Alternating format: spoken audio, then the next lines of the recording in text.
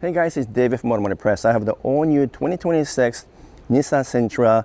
It's new bumper to bumper, and there's a lot of interesting things they've done to make this one of the best small cars. And I'm going to do a full engineer's audit and engineer's evaluation of this new vehicle to tell you if this is worth buying, and is it good or better or not as good as competitors such as Honda Civic, Toyota Corolla, Kia K4, Hyundai Elantra. There are many models to consider, and how does this stand up against those models, and more importantly, how is the quality of this vehicle. So let me go through the full audit from outside to inside.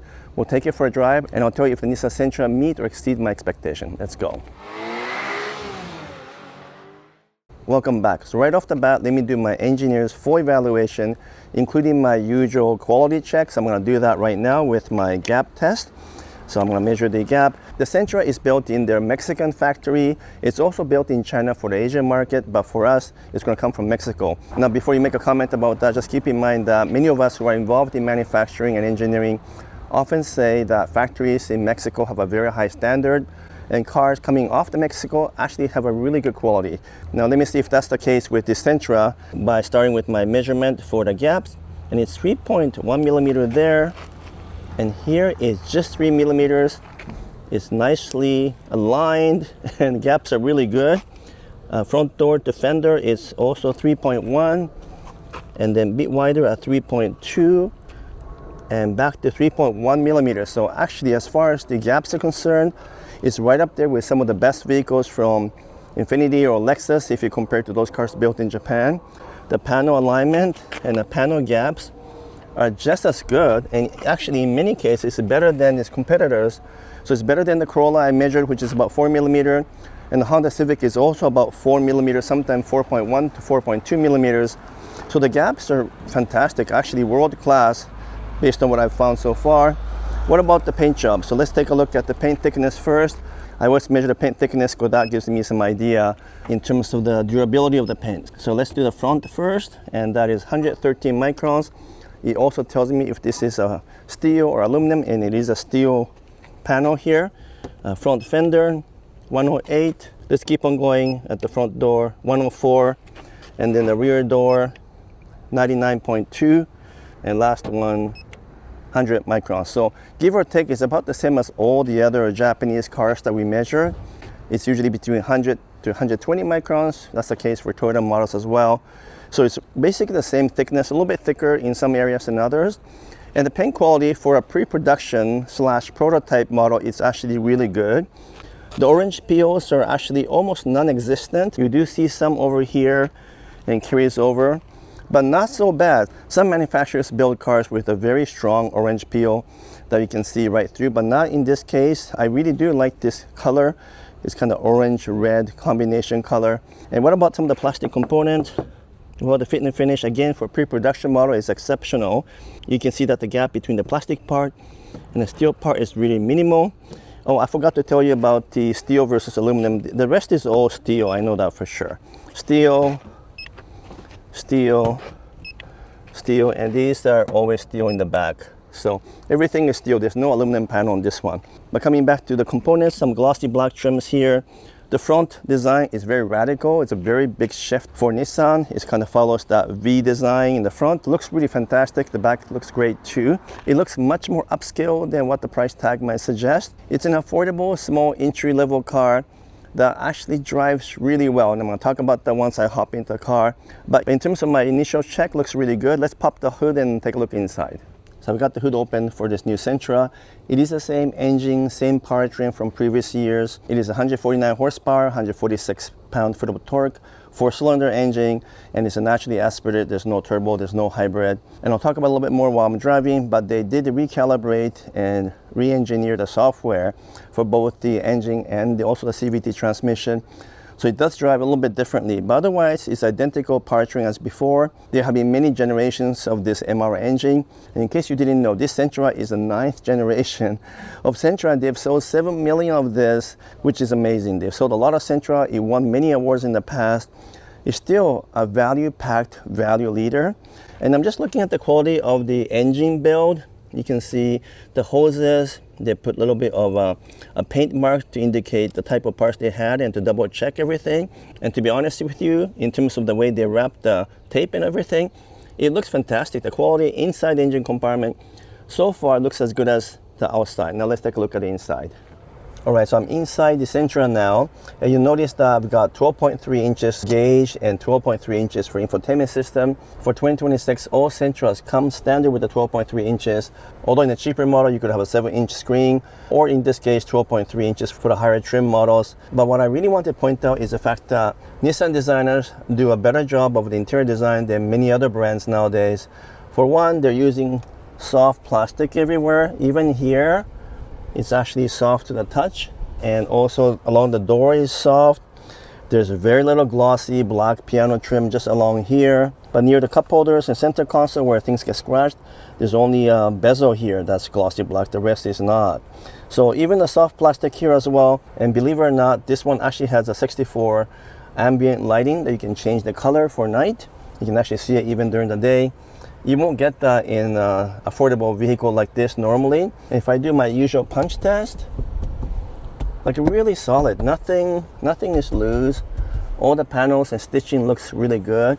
It looks way more upscale than many competitors in this price range. And even though it's a simple design, it looks better than, let's say, Toyota Corolla, which I keep comparing because Corolla is now getting old and there's new model coming down the road, and I'm sure that will be up to date, but the current Corolla is really out of date in terms of design, in terms of features. So this looks way better. And also I wanted to comment about these seats, which is called a zero gravity seat, and actual contours of the seats have been designed to accommodate your spine. They call it spine neutral design, something that they adopted based on data and information from NASA. So it's actually very comfortable even on a very long drive. Something again that you don't get in other entry-level affordable cars. Oftentimes those seats feel uncomfortable or they feel cheap, but not in this case. The basic dimensions of the new Sentra is the same as before. I also mentioned that the platform is the same underneath. The powertrain is the same, although both CVT and the engine itself have received some calibration and software changes. But of course, the interior is all new, exterior is all new, and the driving environment is quite different from before. And that's the most important thing for me, is really to understand how this thing drives, especially compared to its competitors. So let's go for a drive. All right, guys, so I'm now driving the Sentra. Again, keep in mind, this is built in Mexico. They also build the Sentra in China. So those two are the only locations they build. But for North American market, the Sentras are all built in Mexico. And you might wonder how good the manufacturing capability is in Mexico. Well, actually, based on all my years of research, oftentimes cars built in Mexico are really, really well done. They have a meticulous attention to details. The quality of the panels, the paint job, as I mentioned earlier, is all really good. But does it translate to a better driving feel? Because ultimately, if you got a rigid body, the structure is well engineered, suspension is well calibrated, then that all translates to better feel on the road. And I will admit, right off the bat, driving this with one of my fellow YouTuber and colleague, Dan Heyman, we both agree that this has a very solid feel that is sometimes lacking in cheaper entry-level cars. So I'm going to specifically name Corolla because Corolla has been around for a long time. Yes, they do have some high-performance variant like the GR Corolla for the hatchback version, but for the sedan version of the Corolla, they haven't changed it for a long time. And while it's reliable and easy to operate, it has no character, it has no soul. And especially compared to this one, the Sentra seems to feel a little bit more upscale. It's got a more premium feel to it. Suspension soaks up nicely. Even the steering, which is always one of my things I point out, has a better character and feel than Corolla or maybe even the Civic. I would say the Civic is sort of the benchmark in this category, and it has a really precise steering, but this particular Sentra, especially if you put it in the sport mode, has a very agile and quite a precise steering feel. So even though many of the components within the Sentra have not changed from the previous model, because we have the same powertrain, same engine, same transmission, same CVT, for example, but they've calibrated everything and retuned everything for better ride, better driving, and it really shows because it's quite a dramatic difference in feel when you drive it, and the steering actually has a weight, something that I always talk about because the Hondas and Toyotas of the world have a very light steering, but this one has a pretty solid feel. So closer to kind of European feel than, let's say, a Japanese car feel. So I really like that.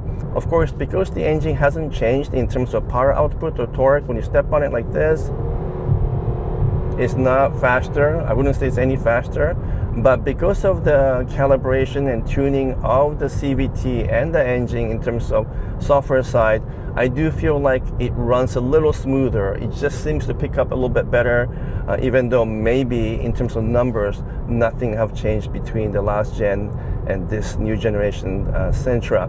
So it's also pretty quiet, which surprised me. They might have done improvements in sound deadening, so NVH or noise vibrations and harshness is really good for a car at this price range. I've got really good visibility all the way around. I mean, you know, the bottom line is that for a car in this price range, what can you expect? Well, if you drive, for example, the Corolla or the Civic or the Kia K4, Hyundai Elantra, there's a whole bunch of cars in this price range. Well, they're all kind of in a similar range in terms of what they can output, just because there's only so much you can do with small car. But I do feel like they've squeezed as much as they can from the Sentra in terms of elevating it to the next level for the ride, for the steering feel, even the way the engine feels. And therefore, I would say, you know, it's 10 to 15% better all around for everything in terms of the driving character. And that's a big change. And as I mentioned, the Corolla, which is sort of the benchmark when it comes to number of units sold worldwide, it's outdated. And when you compare to Sentra, it feels older. It's kind of noisy. It doesn't feel premium. And I feel like all the Nissan models lately have moved up in driving feel, and they're emphasizing that more than ever. So that really shows through in the Sentra. So kudos to Nissan engineers for taking an existing platform and making it quite a bit better, despite not changing the powertrain and not changing the suspension and so forth.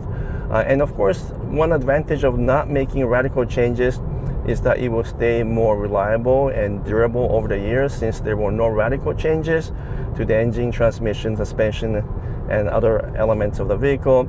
So I would expect the reliability to be pretty good. And as I mentioned before, cars built in Mexico actually have a high standard. I know that because I've spoken to many people, engineers and manufacturing people that have operated in Mexico, in North America, in Japan, China, elsewhere. And they say Mexican factory seems to have one of the higher standards. They're really, really good with attention to detail, and it shows through in both the quality of the product as well as the way you drive. Because if the cars are built better and they're assembled together, then they also drive better. The two parameters are in direct synchronization with each other. Good manufacturing build equals to good driving feel as well. So those are some of the feelings I have about the new Sentra. There's a lot more we can share with you once we get the car in our local roads and I can drive it for a week as opposed to just for a few hours. But the first impression is impressive in terms of overall manufacturing quality, in terms of fit and finish inside. But most of all, the driving feel is very pleasant. And even though most people want to buy crossovers these days, if you really want a decent entry-level vehicle with lots of features that drive well, don't ignore sedans, don't ignore cars like Sentra, because it's priced right and the trunk is still pretty big, and most of us don't need a lot of cargo space, and therefore maybe you don't need a crossover. Sedans or four-door sedans would just do fine. So keep that in mind as you try to find some affordable cars, which is more and more difficult these days. If you enjoyed my video, please give me a thumbs up, make some comments, and if you haven't done so yet, would you kindly subscribe, because many of you guys watch my videos but are not subscribers, and that would be really helpful and appreciate it if you can subscribe. Until next video, I'm signing off for now. Thanks so much.